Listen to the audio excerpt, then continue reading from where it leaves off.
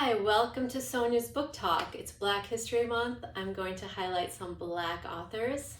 The first one I have for you is Wild Women and the Blues by Denny S. Bryce.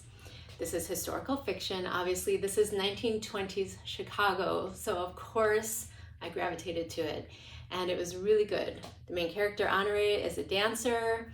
She's really good. She's gaining prestige, she's got good gigs. She's got this good steady gig at one of the best clubs. I loved how the jazz scene in Chicago in 1920s was depicted in this book. And there are gangsters. She witnesses a murder.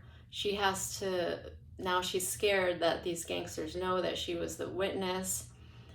She could be in big trouble. So there's an romantic interest that comes into the picture, and there's that whole storyline.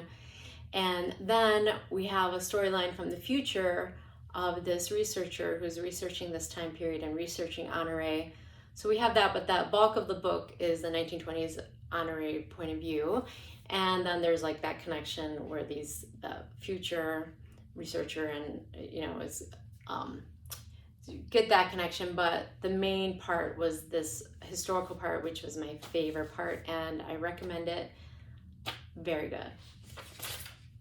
So that came out in 2021. Behold the Dreamers by Imbolo and Mbue came out in 2016. Now this is an immigrant story of this couple, Cameroonian immigrants, who come to New York City, and they work hard, and things start getting pretty good when the husband gets a nice job as a chauffeur by this executive who pays him very well. And it seems like, okay, he and his wife can hope for the future, and they have all this, hope for the future. And then the bottom falls out, and it really takes a toll on their marriage because he can't get his work visa renewed because this company collapsed of this man who he was chauffeuring around. There was a scandal, so that guy's not going to help him. And the wife starts getting really desperate. She was all set to go to college. She wants to stay in New York, and she starts making questionable decisions because she's so desperate to stay in New York.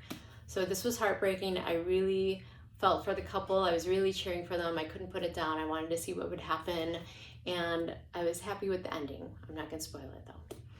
Okay, and then finally I have a book that came out in 2021 called The Confession of Copeland by Keenen, Norris.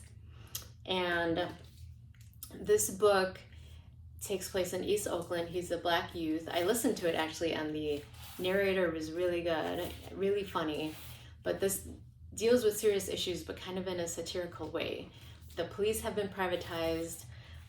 Society is just a little loopier. It's kind of our world, but then it's like worse than our world. He's sent to juvenile detention because he got caught with a chemical that was illegal, a flammable safety threat. He was in his building, but what he was trying to do was clean the mold in his building. So he gets sent, all these youths get sent to this youth control place for minor infractions. It's a crazy world, but when he gets out, he gets an opportunity to go to this prestigious prep school.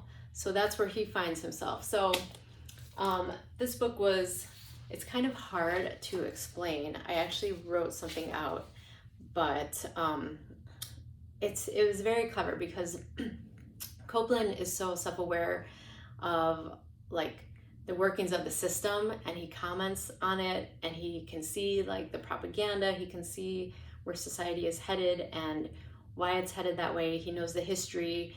He's got these clever insights. He's a victim but also a hero, and I just thought it was really, really good. So it's kind of written in the dialect. Maybe listening to it is what I recommend. So take one of these.